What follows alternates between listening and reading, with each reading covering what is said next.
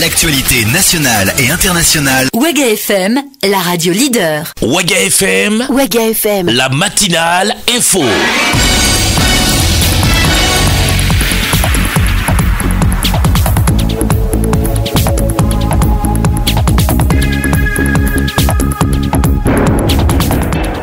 Bonjour à tous, fidèles auditeurs de Waga FM. Vous nous recevez 5 sur 5 sur la 105.2 ici à Ouagadougou, la 101.1 à Bobo-Dioulasso, sur le 439 du bouquet Canal+, et sur les antennes de nos radios partenaires à travers les provinces du Burkina Faso. Mesdames, Messieurs, bonjour et bienvenue à cette édition du journal. À la une de la matinale info, édition de ce lundi 26 juin 2017. Les fidèles musulmans ont célébré la fin du Ramadan hier dimanche partout au Burkina Faso. Dans ce journal, les échos de la célébration au quartier Tanguin, c'est à Ouagadougou. À Bobo-Dioulasso, c'est un pseudo-tradi praticien qui se retrouve entre les mains de la police municipale de la ville de Sia. Il se servait de comprimés dangereux que la police qualifie de drogue. Explication détaillée dans ce journal sur Waga FM.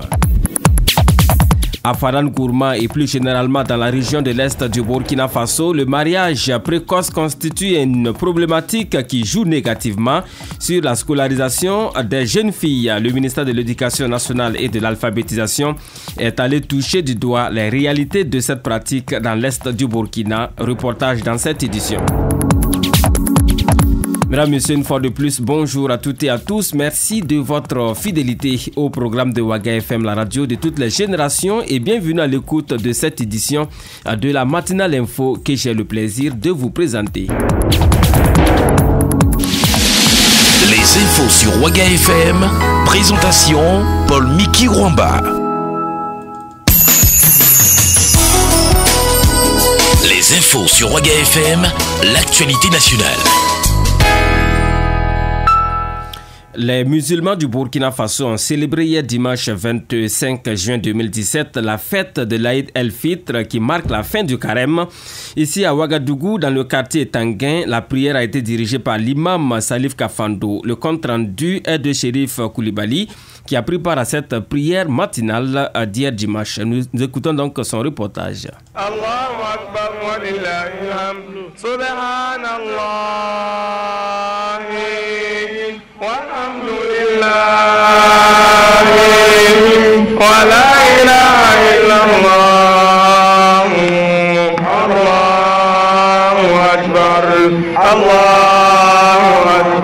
Ce dimanche 25 juin 2017, les musulmans de Burkina Faso ont célébré l'Aïd el-Fitr qui marque la fin du mois de jeûne. À Ouagadougou, précisément dans le quartier Tanguin, la prière a été dirigée par l'imam Salif Kafando. Allahu Akbar. Allahu Akbar. Alhamdulillahi Rabbil Alamin. Ar-Rahmanir Rahim Maliki Yawmiddin.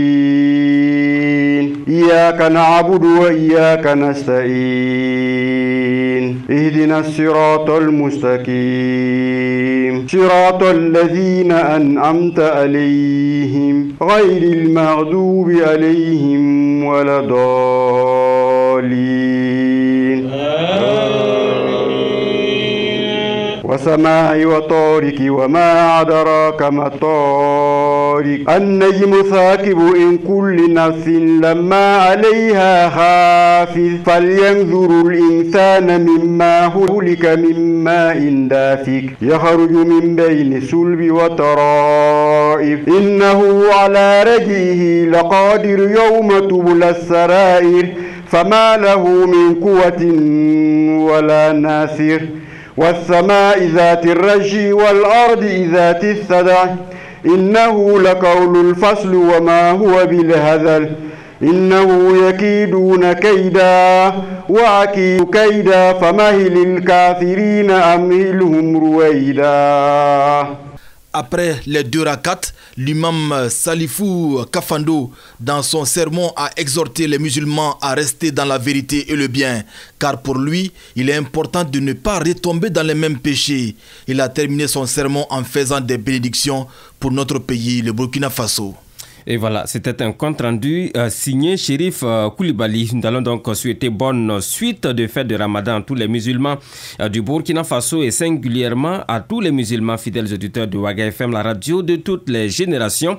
Et l'on rappelle qu'aujourd'hui, lundi 26 juin 2017, est jour chômé et payé au Burkina Faso, étant donné que c'est le lendemain de fête qui tombe un dimanche. Excellente journée donc à toutes et à tous.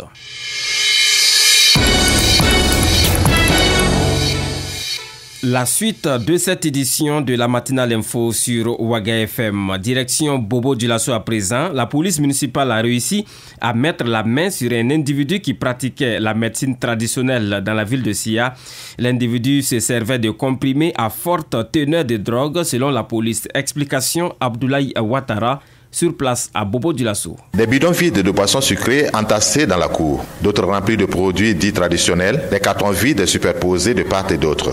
C'est le constat que l'assistant de police municipale, Seri Yaya, le chef de la section chargée de l'hygiène et des nuisances sonores à la police municipale de Bobo Dioulasso, a constaté lors d'une opération la semaine dernière. C'est au cours d'une mission d'appui au service d'hygiène pour le contrôle des ménages en ce qui concerne l'hygiène qu'il y a eu le constat dans une cour où un pseudo-tradit praticien faisait ses activités.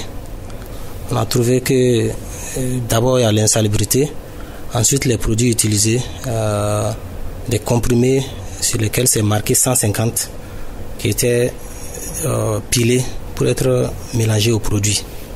Donc sur ces faits, nous avons appelé des services pour venir en appui, notamment la Ligue des consommateurs, le syndicat des pharmaciens de l'Ouest, le pharmacien régional de la direction régionale de la santé et la brigade de recherche du commissariat central de la ville de Bobo Dioulasso.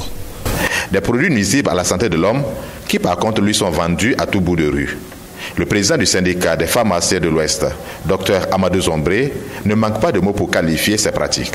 Le produit, la toxicité de ces produits-là peut être à court terme, peut être à moyen terme, à long terme. Quand c'est à court terme encore, ça va, parce que là, on verra tout de suite immédiatement, on peut incriminer le produit. Vous l'avez pris, vous êtes tombé, on peut savoir que c'est le produit. Mais quand c'est à moyen et à long terme, qu'est-ce qu'on fait ? Voilà. Et donc aujourd'hui, si vous demandez au ministère de la Santé, vous voyez que des maladies comme l'insuffisance rénale a pris une courbe galopante parce qu'effectivement, nos parents malheureusement achètent ce genre de produits mensongers, les utilisent et après, voilà, on est dans des situations très alarmantes où on ne peut rien faire parce qu'on est dans un stade gravataire. Et que compte faire votre structure, le syndicat des pharmaciens ? Nous, syndicats de pharmaciens, en tout cas aux côtés des services de sécurité, des services d'hygiène, on va toujours se battre pour lutter contre ces charlatans, je dirais. On a une part à jouer dans la sensibilisation pour que les populations comprennent que lorsqu'ils ont besoin vraiment de médicaments, ils ont des structures habilitées à leur délivrer ces médicaments et non dans la rue. Le pseudo-tradit praticien et son épouse, sur instruction du procureur de Faso, ont été conduits à la brigade de recherche du commissariat central de police de Bobo Dioulasso pour une suite à donner à cette affaire.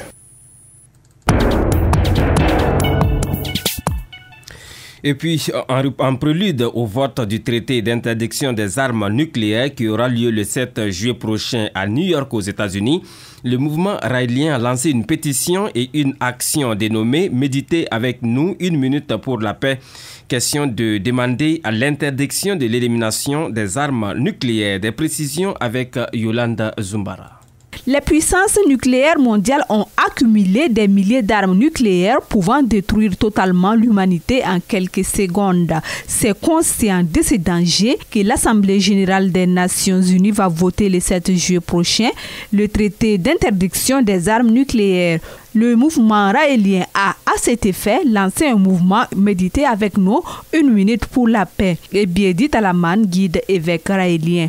Il y a une résolution qu'un certain nombre de pays, conscients du danger que la planète court avec le stock d'armes nucléaires qui a été accumulé par les gouvernements, par les pays. Donc, face à ce danger, actuellement, les stocks d'armes nucléaires qu'il y a sur la planète sont suffisants pour faire exploser la planète Terre entière, qui devient comme une bombe qui peut exploser 9 fois. C'est donc un danger permanent maintenant nous sommes assis sur une pile d'armes nucléaires qui peuvent sauter et faire tout disparaître. Alors, face à cela, il y a des organisations qui ont un peu pris conscience de ce danger et dont justement Raël, qui est le fondateur, le leader spirituel du mouvement raélien international, qui a demandé à tous les Raéliens de la planète de méditer 1 minute pour la paix chaque jour et même à chaque heure. À la 59e minute, prendre la dernière minute pour méditer pour la paix. La plupart des États nucléaires ont statué qu'ils boycotteraient le vote. Le mouvement raélien lance un appel à ces pays. Et bien dit Alaman. L'appel que nous lançons justement à ces différents pays, c'est qu'ils fassent bas la terre, qu'ils prennent conscience qu'il y a un peu plus de compassion et acceptent de voter cette loi qui interdit la production et l'utilisation des armes nucléaires.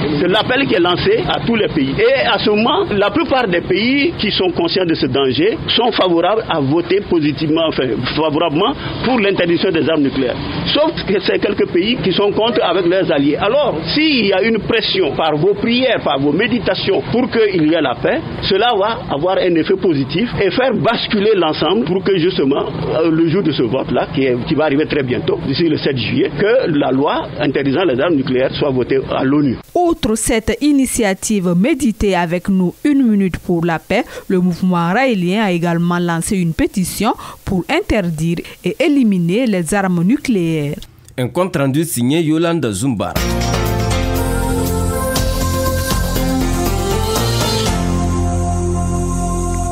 Et puis la cérémonie officielle de la première édition du trophée de la responsabilité sociale de l'entreprise des sociétés d'État a eu lieu en fin de semaine dernière ici à Ouagadougou. C'était en présence du ministre de l'Industrie, du Commerce et de l'Artisanat. Et c'est la Caisse nationale de sécurité sociale CNSS qui est sacrée lauréate de cette première édition avec une moyenne de 10,74 sur 20. Des détails avec Franck Aristide Jefa. À l'issue de la cérémonie, le parrain, le ministre de l'Industrie, du Commerce et de l'Artisanat, représentant le patron de cette première édition, le Premier ministre Paul Kabatieba, s'est dit heureux. Pour Stéphane Wenceslasanou, le coup d'essai a été un coup de maître. On n'avait pas eu tort lors de la 23e session de l'Assemblée générale des sociétés d'État de prévoir donc une telle cérémonie. Et voilà, nous l'entamons donc avec la plus belle manière. Très heureux nous sommes ce soir. Disons que nous continuerons d'appuyer ces organisateurs dans le sens que ça puisse faire de l'émulation au niveau de toutes les sociétés d'État. Et mieux, on va l'ouvrir, si cela se devait, à pratiquement tout le monde, tous ceux qui sont donc acteurs en termes économiques et le secteur privé et public. On ne peut que féliciter la CNSS, la Caisse nationale de sécurité sociale. Quant aux représentants de la société lauréate de cette première édition, ce sont des sentiments de joie et de fierté. Blaise Augustin Yen, président du conseil d'administration de la CNSS. Les mots me manquent pour exprimer justement cette grande joie qui nous anime et cette fierté pour la CNSS d'obtenir ce premier prix de la RSE. Ce qui m'anime en ce moment, c'est la pensée profonde que j'ai pour les travailleurs de la CNSS. Leur engagement à porter haut, en tout cas, la gestion des deniers qu'ils collectent, les deniers des travailleurs pour garantir une retraite heureuse et paisible pour nos retraités. Ça nous conforte dans notre position d'avoir cru à cette démarche et que nous devons poursuivre. Mais plus heureux encore, le président du cadre de concertation des sociétés d'État, Roger Mouenga, qui se félicite du travail du jury au-delà de la moyenne générale obtenue. Nous sommes tous d'accord avec le travail du jury parce que, étant nous-mêmes observateurs, pour avoir côtoyé l'ensemble des sociétés d'État, nous avons su que le travail du jury avait vraiment un grand intérêt. Premièrement, ça révélait un caractère formateur pour l'ensemble des sociétés d'État, puisque le cabinet, en approchant les différentes sociétés, leur expliquait toutes les missions et tout ça. Donc aujourd'hui, on se réjouit que nous puissions attribuer le trophée à une société, même si la moyenne globale est moyennement satisfaisante. Bon, ce n'est pas de la faute aussi des sociétés d'État, parce qu'en réalité, elles ont été prises comme ça. Vous avez entendu parler de candidature spontanée, donc les sociétés ont adhéré et se sont jetées là-dedans. Rendez-vous est donc pris l'an prochain pour la deuxième édition de ce prix qui va stimuler, à n'en point douter, les différentes sociétés d'État et créer une saine émulation au sein des agents. Un mot de santé dans cette édition de la matinale info. La Direction générale des études et des statistiques sectorielles du ministère de la Santé a, au cours d'un atelier, procédé à la diffusion des comptes de la santé 2015. C'était le vendredi 23 juin 2017 ici à Ouagadougou. Des précisions avec Monique Dakio. En initiant le présent atelier, la Direction générale des études et des statistiques sectorielles DGES du ministère de la Santé veut mettre à disposition et à temps l'information sanitaire de qualité nécessaire pour réussir la planification et la gestion des questions de santé, mais aussi de donner plus de visibilité aux productions statistiques du dit ministère, aux acteurs du système de santé, a indiqué le directeur des statistiques sectorielles Augustin Zongo. Comme vous l'avez entendu dans le mot d'ouverture, le ministère de la Santé produit chaque année un certain nombre de données sanitaires. La production phare, c'est l'annuaire statistique. Mais à côté de l'annuaire statistique, il y a d'autres enquêtes spécifiques, dont les comptes de santé. Comptes de santé, c'est une enquête qu'on fait annuellement pour établir les flux financiers en matière de dépenses de santé. En dehors des comptes de santé, tous les 2 ans, nous produisons ce qu'on appelle l'enquête SARA. C'est une enquête qui permet d'établir la disponibilité et les capacités opérationnelles des services de santé à offrir les soins. Et en plus de ça, nous faisons ce qu'on appelle les audits de la qualité des données, annuellement également. Et ces audits permettent en fait de voir quel est le niveau de qualité des données statistiques produites. Augustin Zongo a aussi insisté sur l'importance de cet atelier au regard de la nécessité de la mise à disposition de ces informations statistiques. Et au cours de cet atelier, nous allons procéder à des présentations des principaux indicateurs, comme je l'ai dit, par rubrique, c'est-à-dire que l'annuaire statistique, nous allons résumer en fait les principaux indicateurs qui sont suivis au niveau du PNDS. Ensuite, nous allons présenter les résultats préliminaires de l'enquête SARA, parce qu'en réalité, on n'a pas encore bouclé, et faire des recommandations pour améliorer en fait ces indicateurs. L'enquête SARA, c'est une enquête sur la disponibilité et la capacité des services de santé à offrir des services. Rappelons que les résultats des comptes de la santé de l'année 2015 comprennent les dépenses de santé, les dépenses par maladie, les dépenses par tête d'habitant et la consommation des services, entre autres. Et les travaux se sont déroulés au cours de l'atelier sous forme de communication débat. Santé, toujours dans le cadre de la réforme à apporter à l'offre de soins au Burkina Faso, à travers la standardisation du plateau technique sanitaire au niveau des analyses de biologie clinique, le ministère de la Santé a procédé à la signature officielle d'une convention avec la compagnie Sysmex. C'était vendredi dernier ici à Ouagadougou. Le compte rendu est de Rosalie Konkobo.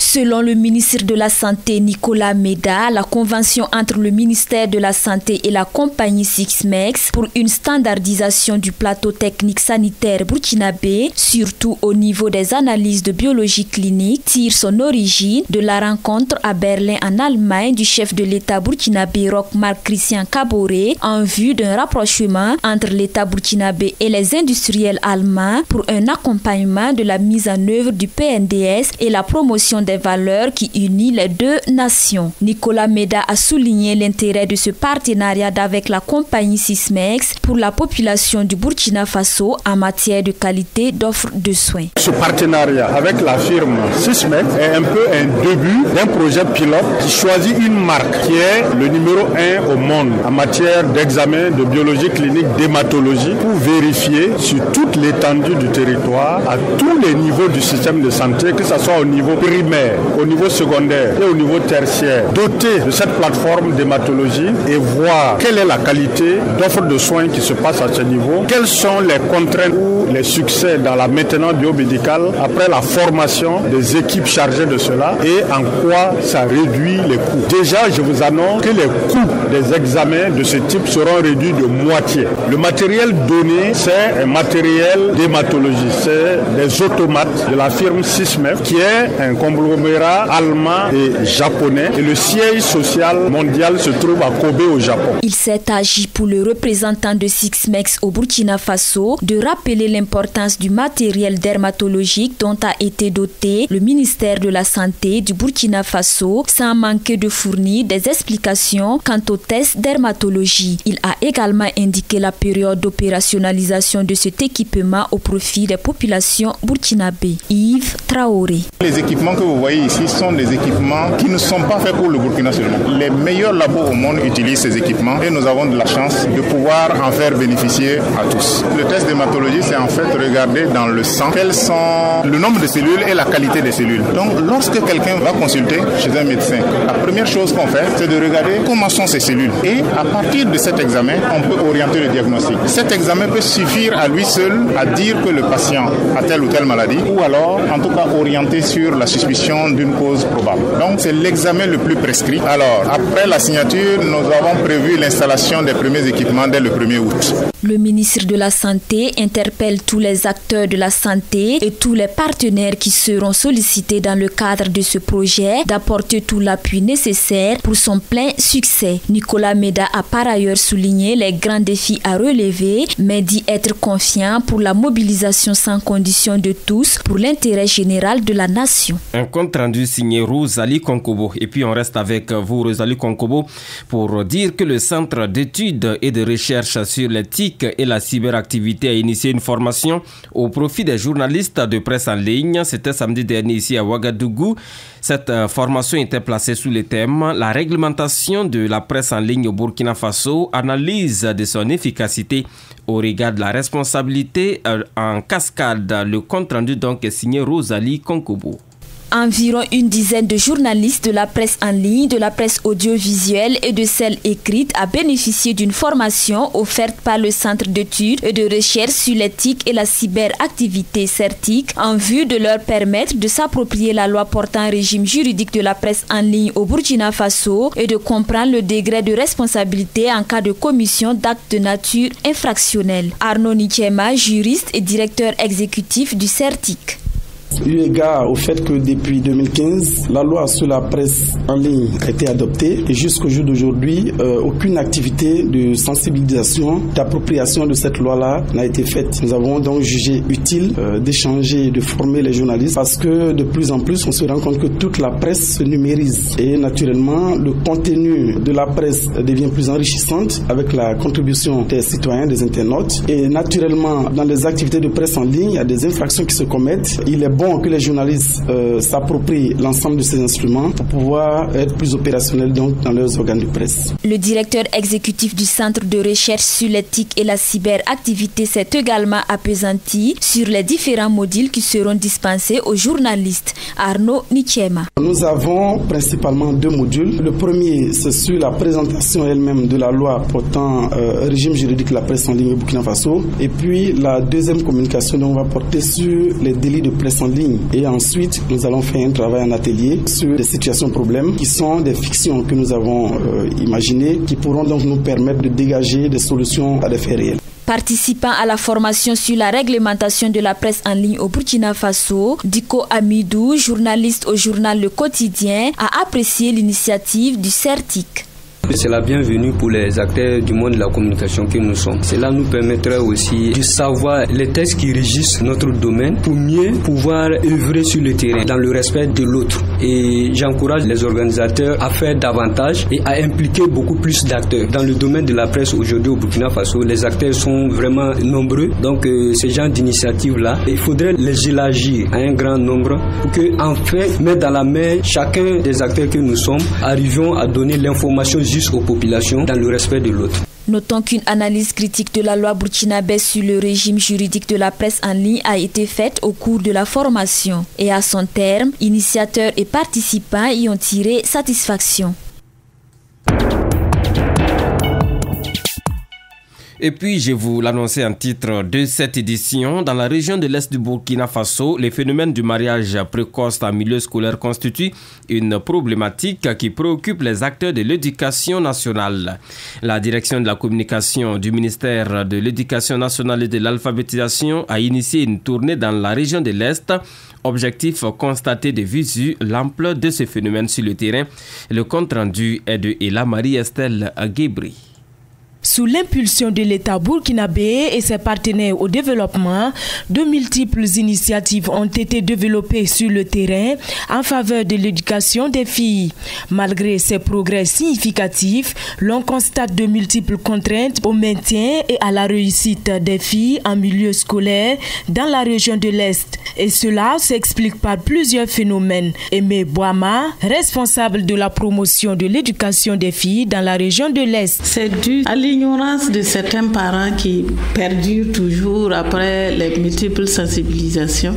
Et nous constatons que ces parents-là préfèrent donner leurs filles en mariage plutôt que de les laisser continuer. Un autre fléau qui sévit dans la région, c'est le rap des filles. Là, ce n'est pas avec la complicité des parents, c'est les hommes qui s'organisent et puis ils enlèvent les filles. Maintenant, quand il y a une situation de ce genre, on fait appel à la gendarmerie, à l'action sociale et à la justice. Et le plus souvent, on arrive à récupérer ces filles et elles reprennent l'école. La responsable de la promotion de l'éducation des filles dans la région de l'Est n'a pas manqué de conseils à l'endroit des parents d'élèves de cette région. Aimé Boama. Et ce que moi j'ai à dire envers les parents, qu'ils prennent conscience que l'avenir de leurs enfants ne se trouve nulle part qu'à l'école. Un enfant, c'est un enfant. On lui permet de jouir de ses droits et grandir normalement comme les autres filles et pouvoir s'auto-prendre plus tard.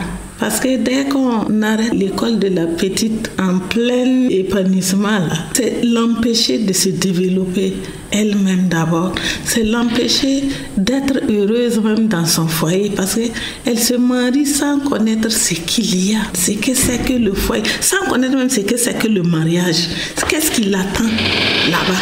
Elle ne sait pas. Selon la responsable de la promotion de l'éducation des filles dans la région de l'Est, la mise en œuvre effective du programme de sensibilisation dans les provinces présente des limites à cause du manque de carburant, de l'état vétuste de leurs moyens de déplacement et de l'insécurité qui sévit dans cette région. Merci à vous et la Marie-Estelle Guibré. Mesdames, Messieurs, à présent, la page sportive de cette édition de la matinale info sur Waga FM. Et c'est tout de suite. Les infos sur Waga FM, la page sport. Toute l'actualité sportive, c'est avec vous, Salif Kabouri, bienvenue. Oui, bonjour Paul Miki Rwamba, bonjour à toutes et à tous et bienvenue à cette page sportive de ce lundi 26 juin 2017. Volleyball pour commencer, la cérémonie d'ouverture de la saison 2017-2018 du championnat national de première division de cette discipline a eu lieu le samedi dernier ici à Ouagadougou. Organisé par la Ligue du centre de volleyball, ce championnat a été lancé sous le signe éducatif de nombreux amoureux de la discipline dont notre reporter Franck Aristide Jeffa, voici son compte rendu. Deux rencontres au programme. L'une chez les hommes qui a opposé l'étoile filante de Ouagadougou à l'Union sportive des forces armées, mais avant, la très attendue opposition chez les dames entre l'AS Sonabel et l'AS Douane. Un duel féminin qui a tourné à l'avantage de l'AS Douane 3-7-1, d'où la joie de son entraîneur Moïse Nana. Dans un premier temps, je voudrais dire que le début du championnat est venu en retard, mais quoi qu'on fasse, c'est déjà qu'on a commencé. C'est déjà bon pour moi, mon équipe, d'avoir empoché les 3 points dès le premier match. Je suis très satisfait. La différence, c'est l'organisation, l'expérience des joueurs sur le terrain. On était plus expérimentés et on était mieux organisés. Pour l'entraîneur adjoint des électriciennes, au-delà de la contre-performance de sa formation, l'adversaire était de qualité et de taille. Fatima et Ikoubé. C'est une très belle équipe, c'est une bonne équipe. Là-bas aussi, il y a de bons éléments, mais bon, comme c'est un adversaire, on s'attend à la finale, on promet. Quant au président de la Ligue du centre de volleyball, il s'est dit heureux de ce début de championnat qui augure selon lui d'une très belle saison. Lassina Traoré. C'est un bon début. Il y a eu une pluie bienfaisante le matin, donc je pense que c'est des signes vraiment qui vont nous permettre d'avoir une très belle saison. Au vu du premier match aussi, je pense que les équipes sont relativement en jambes, un début de saison, mais avec ce qu'on a vu, je pense que d'ici la fin de la saison, ça va être vraiment des équipes aguerries. Les qualités physiques et techniques, à mon sens, en tant qu'ancien entraîneur, c'est très appréciable. Cette saison, nous pensons que c'est la saison qui va être la saison la mieux disputée. Donc ça ne va pas être un champion déjà tiré d'avance. Rappelons que ce lancement officiel a vu la présence de l'ancien ministre des Sports et des Loisirs sous la transition, le colonel David Cabré et bien d'autres anciens volleyeurs et volleyeuses. Et puis, le président de la Fédération burkinabé de volleyball était chez les volleyeuses qui se préparent donc pour les futures batailles. Football à présent avec les résultats de la 27e journée du championnat de première division qui s'est disputée. Les résultats donc obtenus à l'issue des matchs palpitants du week-end. Voici donc les résultats que nous avons obtenus. L'ASFA Yenega a été reprise avec Majestic. La princesse Yenega s'en sort avec 4-0. L'étoile filante de Ouagadougou se rapproche du titre. Les stylistes ont en effet battu l'Union sportive de Ouagadougou par 2-1. Le BPS fait l'essentiel devant COSAF 1-0. Une victoire importante pour l'équipe de Koudougou. Raïmo FC bat le Santos FC par 4-1. Victoire de l'ASFB face au RCB 2-1. Lusco bat la JEP de Bobo Gulasso 2-0. Le Rail Club du Kadiogo et l'AS Sonabel font match nul 0-0. L'USFA a battu l'AS Police par 3-0. À l'issue de cette 27e journée, voici comment donc le classement s'établit par compartiment.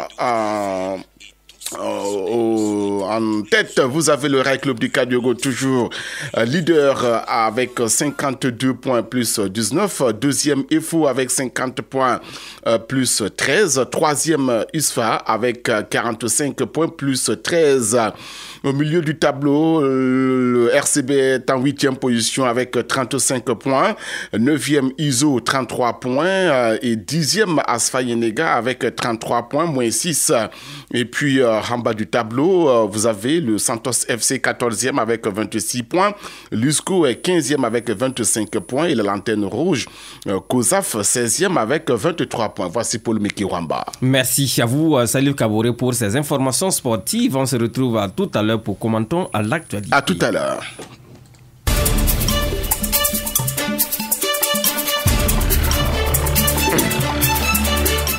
Mesdames, Messieurs, c'est tout pour cette édition du journal sur Ouaga FM. Merci à vous qui nous avez suivis. Merci une fois de plus pour votre fidélité à nos programmes.